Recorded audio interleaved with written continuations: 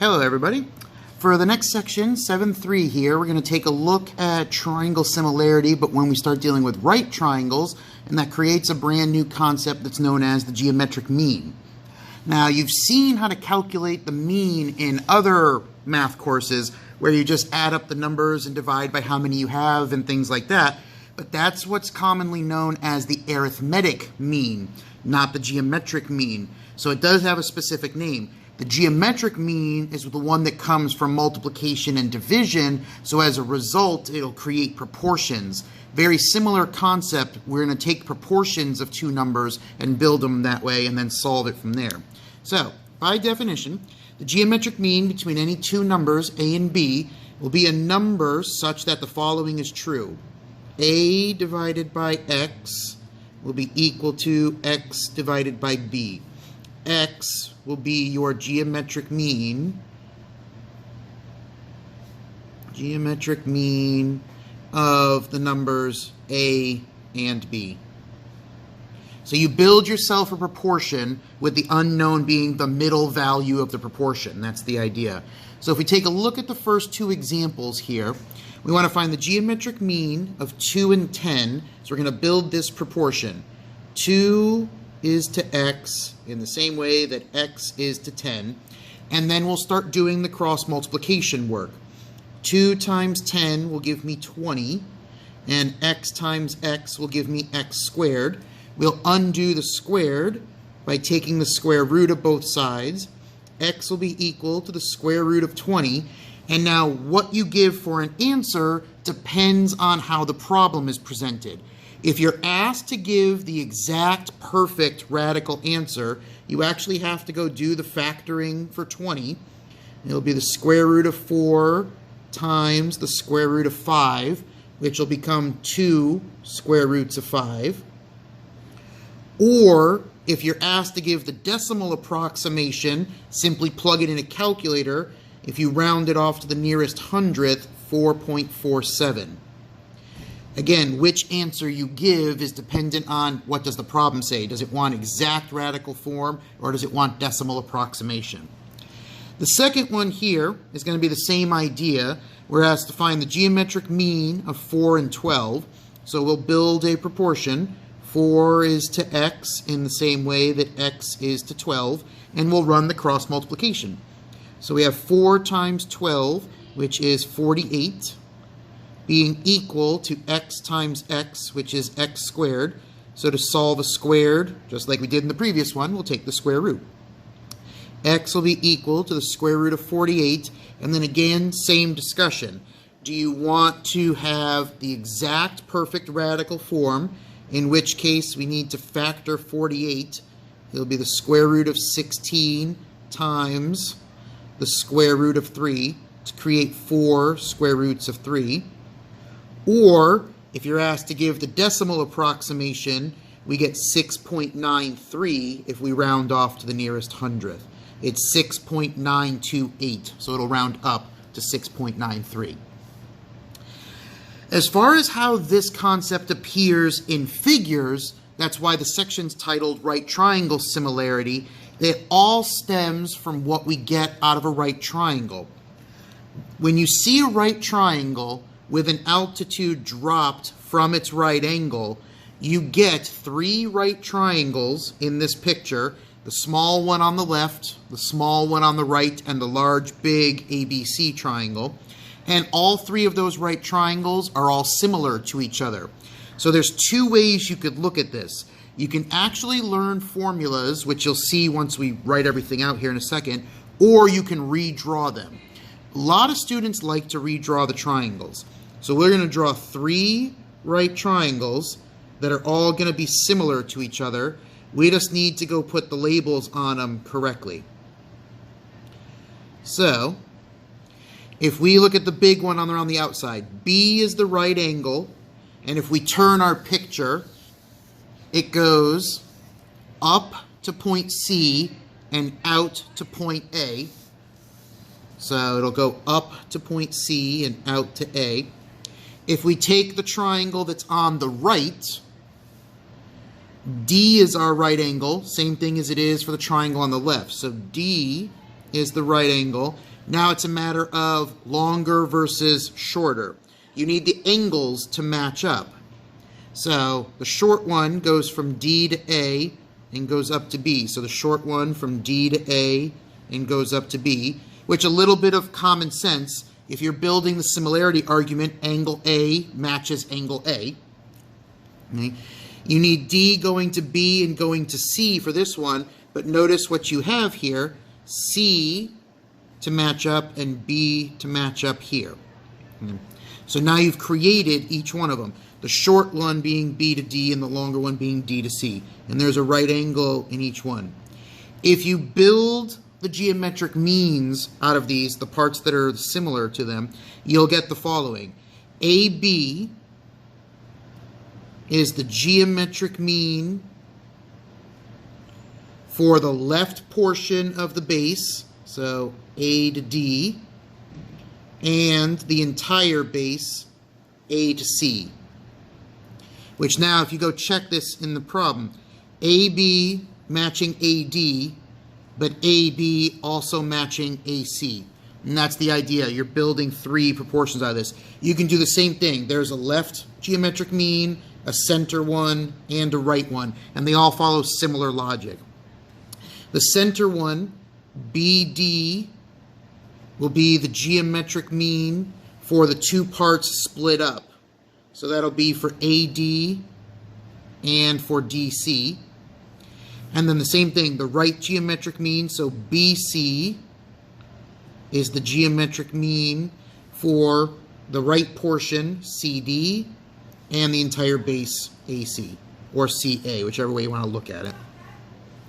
You have three distinct geometric mean setups based off of three distinct spots in the picture.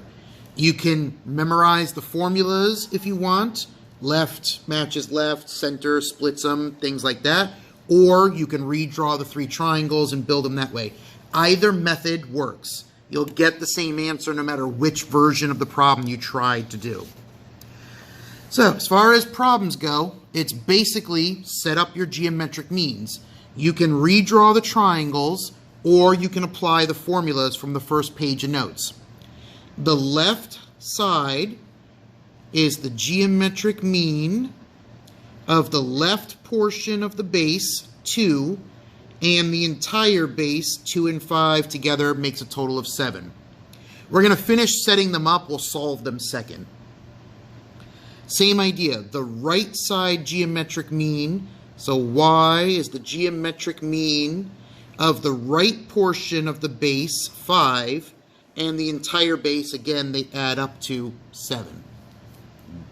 Now that you've got them both set up, it's a matter of just simply go calculate them. So 2 times 7 will give us 14. X times x will give us x squared. We'll take the square root. X will be equal to the square root of 14, which already is reduced. We can't do anything else with that. If you want the decimal approximation, it comes out to be 3.74. Again, which one you give for an answer is always dependent on whatever the problem tells you in its directions. 5 times 7 will give me 35, and y times y will give me y squared. We'll take the square root of both sides. Y will be equal to the square root of 35, which again, that's already reduced. If we get a decimal approximation, it would be 5.92. Every one of these is done in the same exact manner. Set up the proportions from either redrawing the pictures if you have to, or running the formulas, whichever way you like best. In the next example, I'm going to actually show you redrawing the pictures just so you can see it. And then calculate from it. So, as promised, for example 3, I'm going to actually redraw the triangles. We have the big triangle on the outside with its right angle here, so that'll be B going up to C and going out to A. A to B is marked with a Y, B to C is blank in this picture, and A to C is the entire length along the bottom, a total of 11. If we take the left side triangle, all we got to do is take this picture and literally flip it the other way. So we have this triangle, which is D going out to A and going up to B. D going up to B is labeled with the X, D going out to A is labeled with the 3, and A going to B is labeled with the Y, so we actually know all three sides of that triangle. And then the same thing on this one, but this one we have to rotate. So we have our right angle here at D, but it should be going up to C at the top to match this one, and it should be going out to B, out to B to match the other one. So D to B is marked with the X, D to C is marked with the 8, and CB is the blank one that was in this picture. So you can simply redraw them and then build the similarities.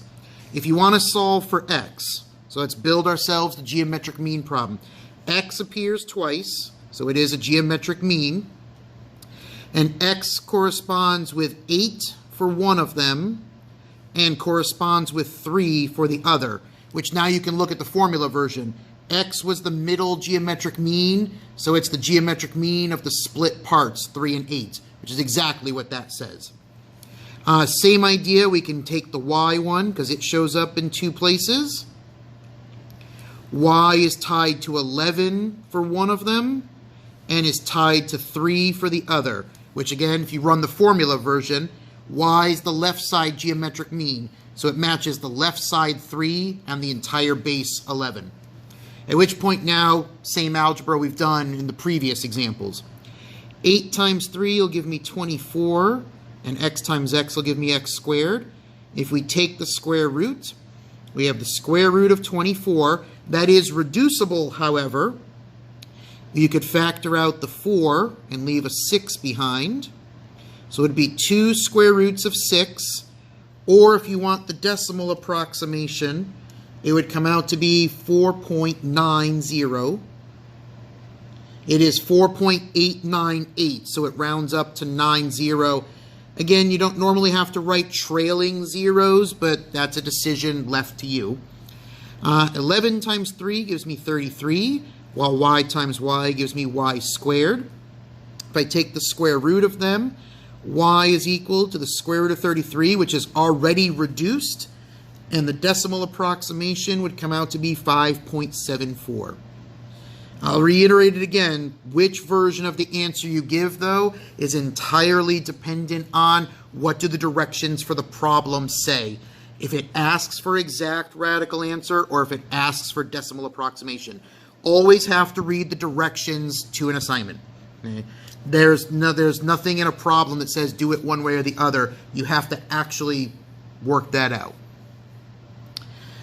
All right, same idea here. For the last one here, the only geometric mean that we have is the right side mean. But this problem's a little nicer because the geometric mean actually is a number. We're not going to have to worry about the square root parts of this in this problem. It's a very kind question.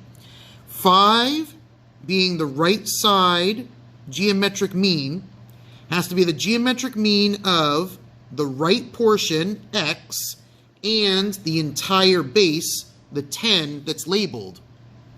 That's a solvable proportion that's really quick and easy.